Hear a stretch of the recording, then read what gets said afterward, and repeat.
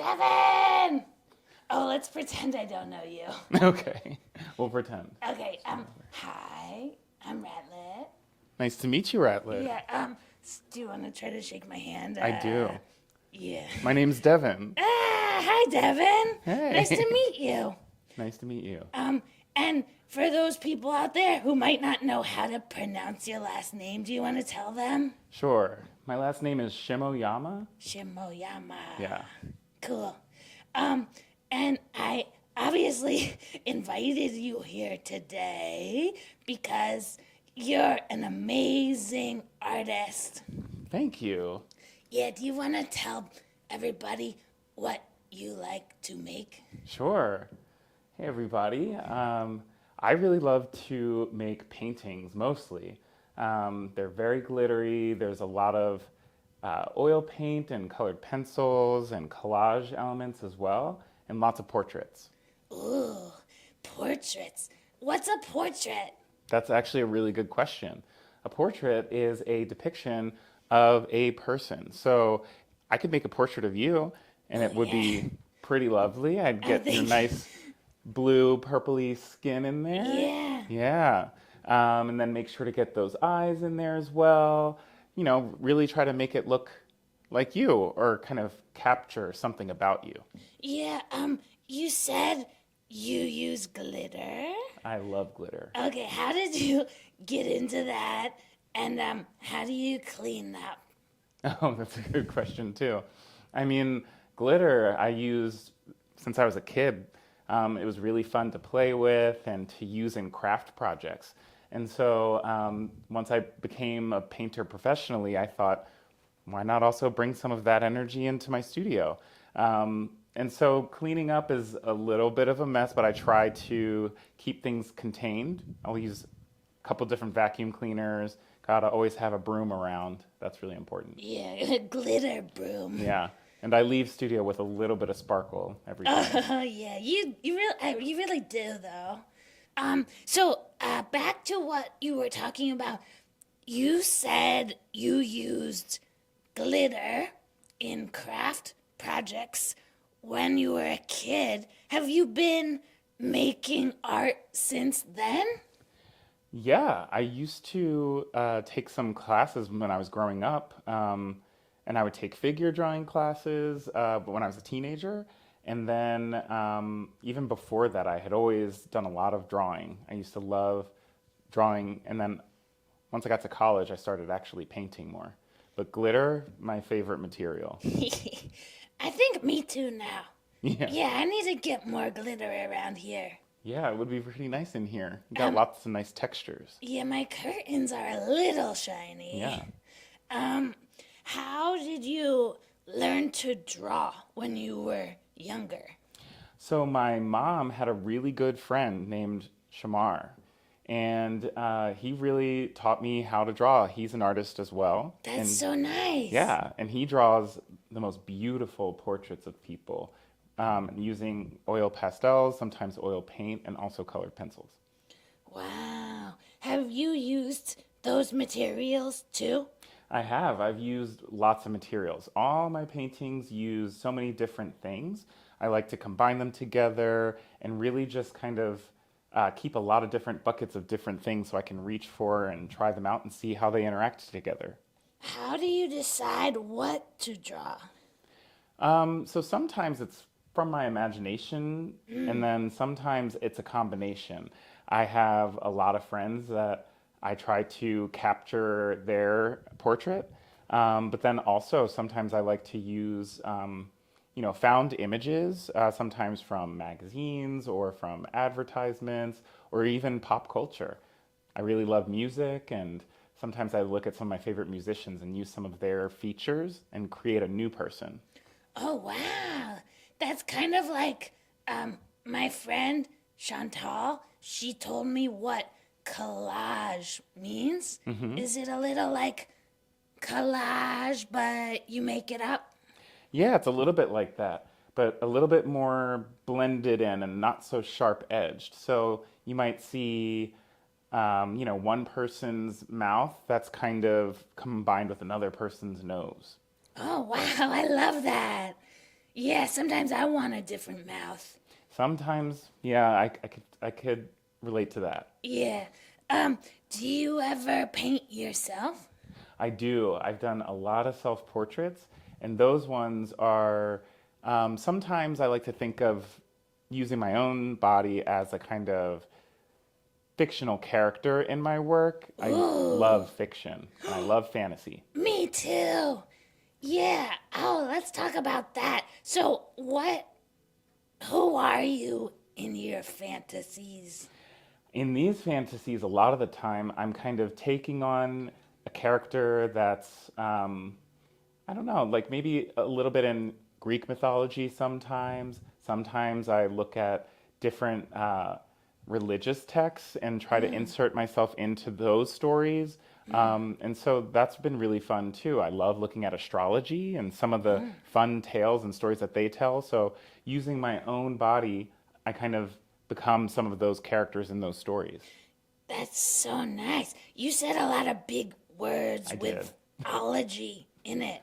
What is mythology and astrology? Ooh, yeah, that's good. So, mythology, I think, is a funny term because a lot of people really did believe in these certain religions in the past. And sometimes some of those past things become less believed in and turn into mythology.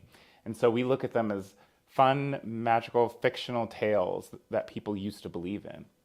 And astrology is how we kind of look to the stars to kind of understand our own selves, or and sometimes there's actual mythological tales that are told to make sense of connecting those little dots up there in the sky. Yeah, you said belief, and I feel like sometimes I believe fictional things are real, and that actually is really fun and helpful for me. Do you think some myths are real? I actually secretly do. I Yeah, think a me lot of too. them are. What do you think is real? Which ones? You know, it's funny. I think a lot of the ones that are the truest are sometimes the ones that seem really similar to ones that people still believe today. So if you look at really big religions that a lot of people believe in, there's so many connections and similarities of those stories to some of the stories of the past. And so, you know, some things that happened in Greek mythology or in ancient Egypt, a lot of those same stories are retold, but a little bit differently in other religions today. Yeah, that's really interesting. But maybe people have different names or things happen magically or not.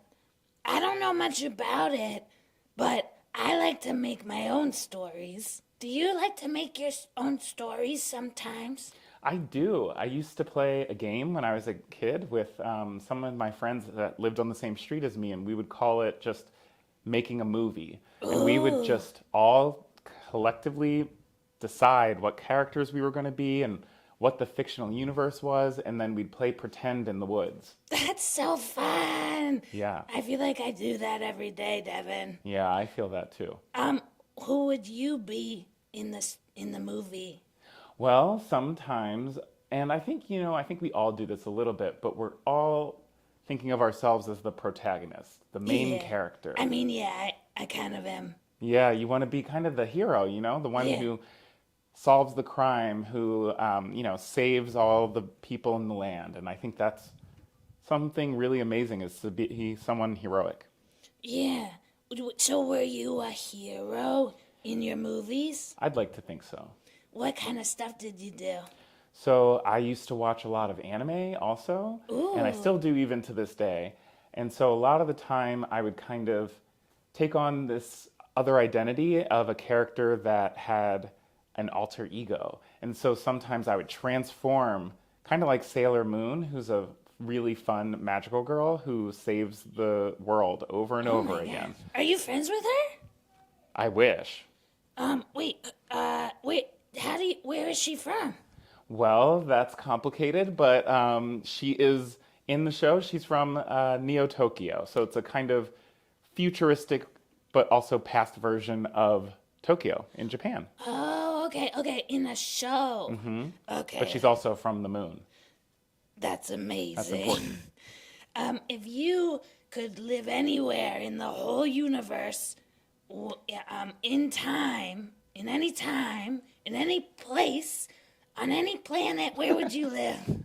Oh man, that's tough. I mean, I've only been here, at least while I'm awake, but there's some really cool dream spaces I've been to that maybe exist in another dimension. I think I would love to be an interdimensional traveler. Maybe something, That's really good. yeah, someone who can see a lot of different places. I feel like maybe through your painting, you kind of are that. That's really an honor. Thank you. Yeah. Devan, this has been so fun to talk to you. Before we go, I wanted to ask if you could say something to yourself as a kid, from yourself as an adult, because you're an intergalactic time traveler. What would you say? Oh, that would be really cool to hear from myself. Yeah. I think I would say something like, "Hey, Devin, this is Devin, you from the future. Yeah. I just wanted to come and tell you, make sure that you are always honest with yourself and believe in yourself a lot, because you can do anything and you can go anywhere and see anything you want. And make sure you also pack extra underwear. I think that's really important." That's really good advice to yourself. Yeah. I think, it's really good to encourage kids. That's really good. Make sure that they know that they can do anything that they can imagine. Yeah, with extra underwear, you can do anything. I love that. I also love that you're being really sweet to yourself. Yeah, I think kindness goes a long way and sits with people in a really good place in their hearts. Yeah. Well, speaking of kindness, it was so kind of you to come talk to me, Devin. I hope we could do it again sometime. Definitely. This was a fun time. Thanks for inviting me in. Yeah. I'd love to see your studio sometime. Definitely, you'll have to come by. We've got some cool stuff in there. Lots of sparkle. Oh yeah, I want to get glittery. I always have asked people I interview one last favor when they go. Can I have a hug? Absolutely. Thank you so much. Thank you. It's been so nice to talk to you. Great to talk to you, Ratlet. Okay, until next time. Bye, everybody. Bye.